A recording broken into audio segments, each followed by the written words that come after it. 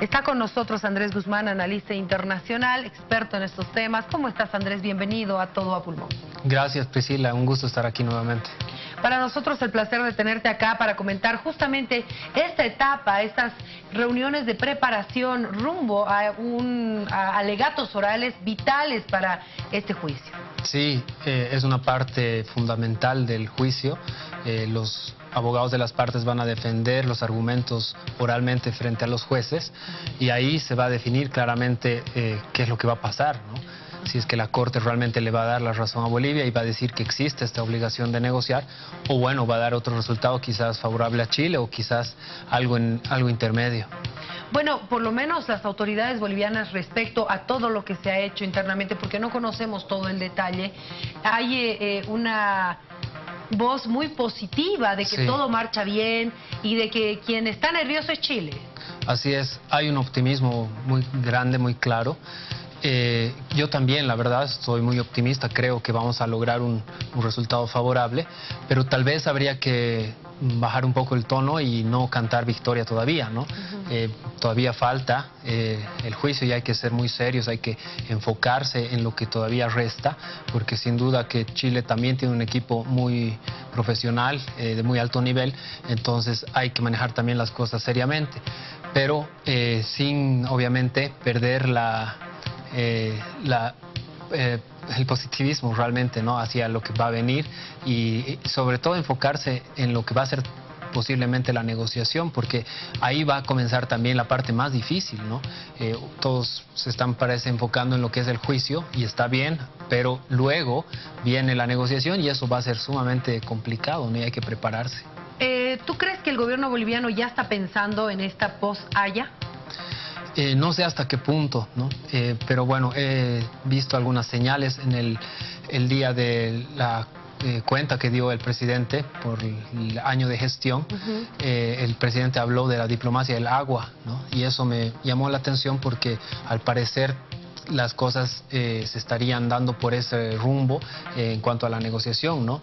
Dijo, vamos a resolver los problemas de las aguas transfronterizas que tenemos con nuestros vecinos, ¿no?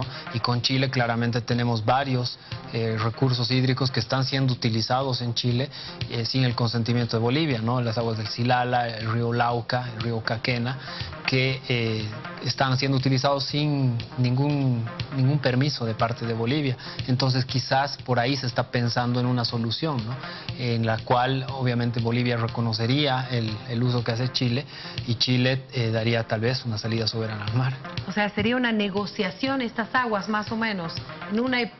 Estamos nosotros especulando con lo que podrían ser las negociaciones, pero en base a lo que dijo el presidente.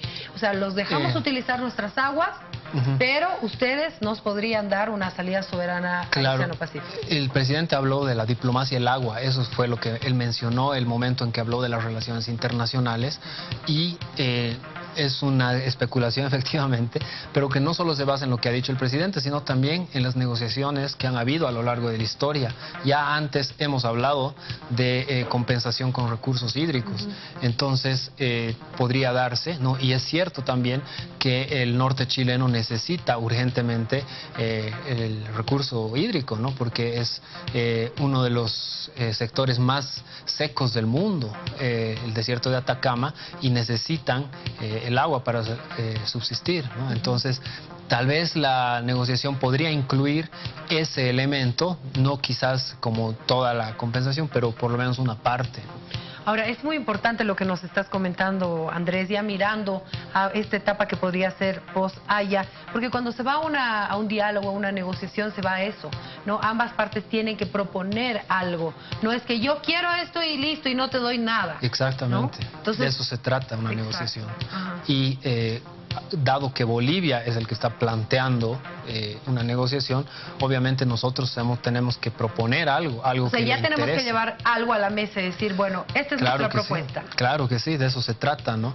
Y obviamente ahí hay que hacer un trabajo de socialización y de debate interno dentro de Bolivia para definir qué queremos, ¿no? Qué entendemos por acceso soberano y también qué estaríamos dispuestos a dar, que es un tema mucho más sensible y difícil de discutir, pero hay que hacerlo, ¿no? Y además hay que hacerlo ya, porque el fallo de la Corte va a salir este año y la negociación podría iniciarse el próximo año, ¿no? O sea, ¿tú propones o crees que lo recomendable sería socializar lo que vamos a negociar? No exactamente la estrategia que se va a adoptar, porque eso tiene que ser reservado, pero por lo menos tener un consenso generalizado entre los bolivianos respecto a estos temas, ¿no? Que es algo importante. Eso, por ejemplo, se hizo en la negociación de Charaña en 1974 y 1975. El gobierno de Banzer socializó el tema e hizo un debate interno muy interesante, ¿no? La reunión de los 100 se llamó en Cochabamba, donde se reunieron los expertos más importantes del país en el tema marítimo y se debatieron estos temas, ¿no? Y luego sacaron unas conclusiones que fueron tomadas en cuenta en la negociación. Asimismo, se creó una comisión de los más expertos, también ex cancilleres y otras personalidades que también definieron ciertos lineamientos para esa negociación.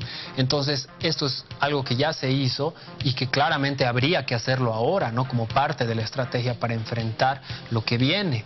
Y esa estrategia además tiene que incluir un lobby diplomático frente a los países que podrían influir para poder generar ciertos apoyos, ¿no? en países importantes que son clave en la negociación, como Perú principalmente, pero también Argentina, Brasil, quizás Estados Unidos, que claramente es algo difícil por el momento político, pero habría que ir pensando en eso y habría que hacerlo ya. ¿Tú crees que se podría dar una figura de un referéndum, consultarle al pueblo los planteamientos que vaya a hacer Bolivia, o esto solo debería ser manejado por los expertos? Es muy posible que se tenga que consultar al pueblo, principalmente si vamos a hablar de un canje territorial, que es algo que ya también se habló en el pasado y que no permitió avanzar en las negociaciones de Charaña también, ¿no? Justamente. Entonces sí tendría que haber quizás un referéndum.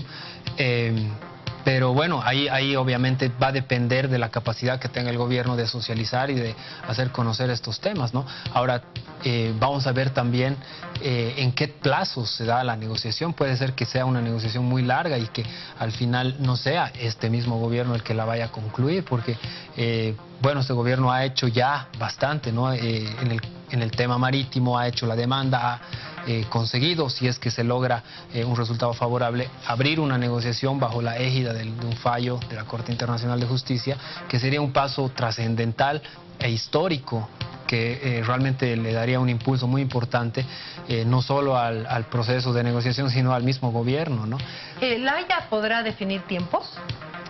No sé, la verdad, yo no me atrevería a asegurarlo, porque es una demanda que además es muy novedosa, ¿no? Es incluso algo que realmente no existe mucha jurisprudencia al respecto. Si bien hay casos en los cuales la Corte ha declarado que existe una obligación de negociar, no en estos mismos términos, ni obviamente no cada demanda tiene sus propias características, pero me imagino que la Corte sí puede definir ciertos lineamientos, porque no podría ser que la negociación la deje abierta y que sea por cualquier cosa, ¿no? Tiene que definir por lo menos los temas que se van a tratar y en base a eso también ciertas pautas, ¿no? Si bien la Corte no puede predeterminar el resultado de esta negociación, yo creo que tiene que dar ciertos lineamientos para que la negociación pueda llegar a buen puerto, ¿no? En caso de que no sea así, Chile podría eludir muy fácilmente lo que vaya a hacer esa negociación. Y tener nosotros 100 años con lo Claro, mismo. y no pasaría nada,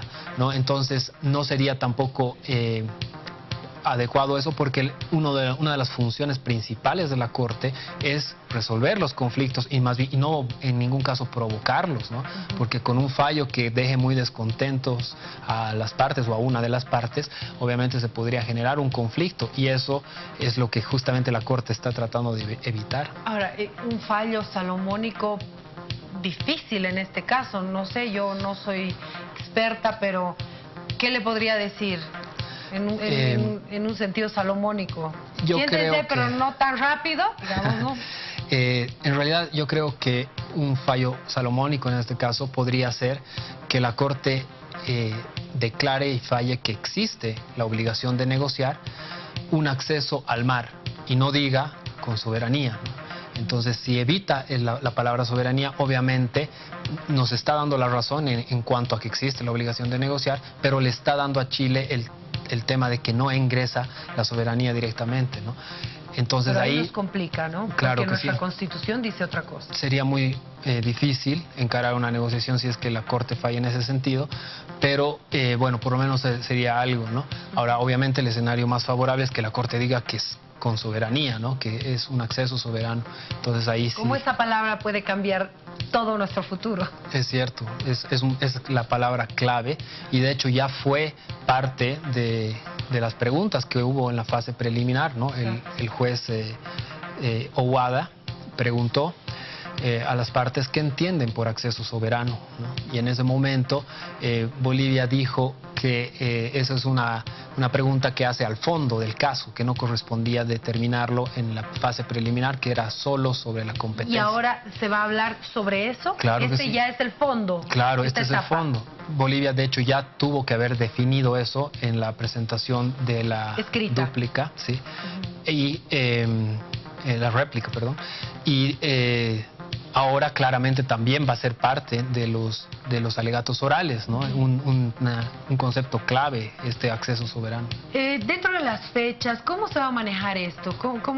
Porque hay una fecha en marzo ya establecida. ¿Cuántos días Bolivia? ¿Cómo funciona? Sí, son 2 días para Bolivia, primeramente, ¿no? Lunes y martes, después miércoles hay un receso, jueves y viernes para Chile. Y la semana siguiente nuevamente comienza Bolivia, un solo día, lunes, martes receso, miércoles responde Chile y ahí acaba, ¿no? Son 2 semanas. Son 2 semanas de alegatos orales, y luego de eso ya termina la intervención de las partes y los jueces se retiran a deliberar a puerta cerrada en un proceso que dura generalmente entre 4 a 6 meses. No, generalmente a veces es más. Entonces, con todas esas fechas sumadas, tendríamos el fallo para septiembre aproximadamente, o un poco más. Wow. Bueno, tenemos todavía mucha tarea entonces para hacer. Estas reuniones son muy importantes, como la que se tuvo el fin de semana, ¿no? Sí, claro que sí, ahí se está definiendo la estrategia, ¿no? ¿Qué es lo que se va a decir? ¿Quién va a hablar primero? ¿Qué abogado va a estar encargado de cada parte, ¿no? Porque la demanda está dividida en varias partes, y cómo se le va a responder a Chile también, ¿no? Porque Chile ya ha dado sus argumentos en la parte escrita, y aquí es casi que se repite, ¿no? Lo que ya se ha dicho. Ahora Chile ha adelantado, el canciller Muñoz ha dicho que Bolivia ha cambiado sus argumentos, ¿no? Y bueno, eso también se va a ver, porque el Estado demandante generalmente no es el que cambia, ¿no? Sino más bien el demandado, porque en este caso en particular Chile primero salió con que la Corte no tenía competencia, pero cuando la Corte dijo que sí tenía la competencia, obviamente ahora Chile tiene que decir algo diferente, porque si repite lo mismo, la Corte va a decir ustedes no tienen la razón. Entonces, obviamente, el que tiene que de alguna manera innovar o poner nuevos argumentos es Chile.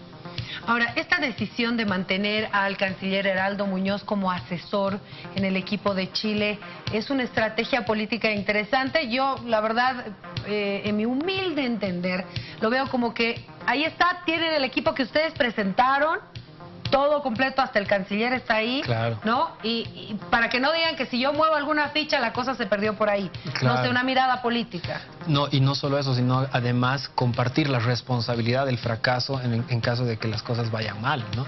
Porque si Piñera decide él manejar las cosas y cambiar el equipo, obviamente que la culpa va a recaer en él. Entonces quiere mantener el equipo y incorporar, ¿no? Y Bolivia, al contrario, por este optimismo que está llevando, más bien quiere acaparar más o concentrar, ¿no? Las cosas para tener el rédito político de lo que vaya a ser un posible fallo favorable.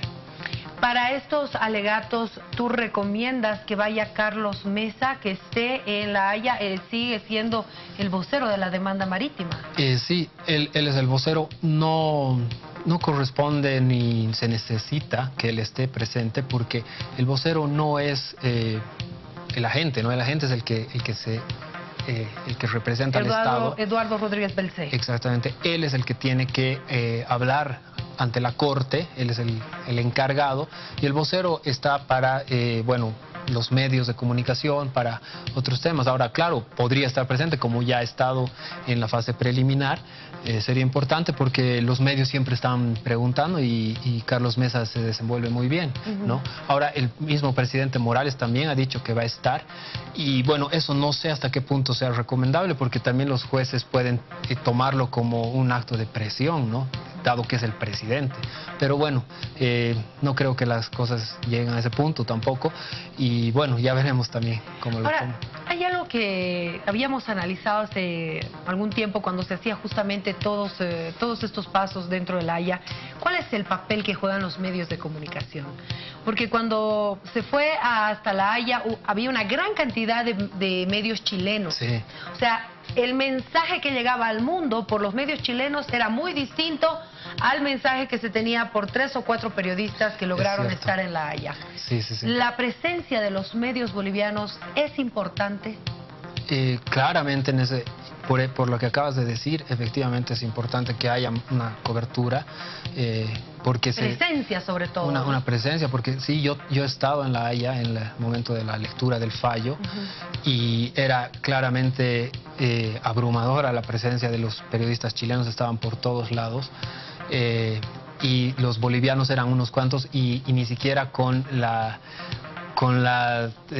los medios, ¿no? Con los recursos para hacer una cobertura verdadera, ¿no? Un periodista destacado por cada medio, entre ellos ayudándose, colaborándose entre los diferentes medios, mientras que los chilenos iban con gran despliegue sí, de muchos periodistas.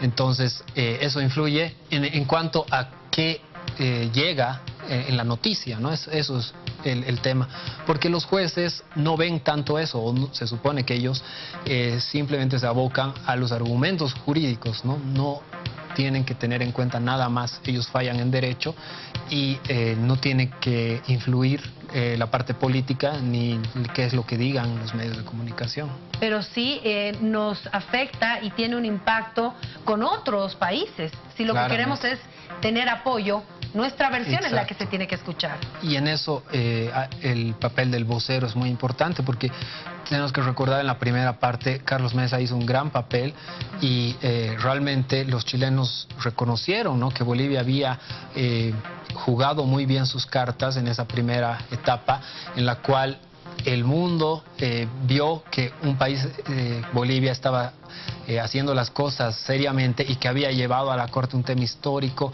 que se empezó a conocer para muchos, obviamente no todo el mundo sabe qué es lo que pasa, pero gracias a esto se empezaron a enterar, ¿no? Y los chilenos se pusieron nerviosos y de hecho lo han reconocido tanto que el canciller recién elegido, designado en Chile, también una vez reconoció, ¿no?, que Bolivia está haciendo muy bien su trabajo en la parte comunicacional porque realmente dio a conocer el tema y lo hizo reflotar, si se quiere, en el ámbito internacional y ante la Corte Internacional de Justicia, que es el órgano judicial más importante de las Naciones Unidas. Entonces, es importante el papel del vocero, pero en esta parte en específico no va a jugar un papel central, ¿no? Sobre todo para la parte de los medios, que eso es lo que estamos hablando, la imagen y la noticia, ¿desde qué perspectiva se va a dar a conocer al mundo? ¿Una perspectiva del lado chileno o del lado boliviano?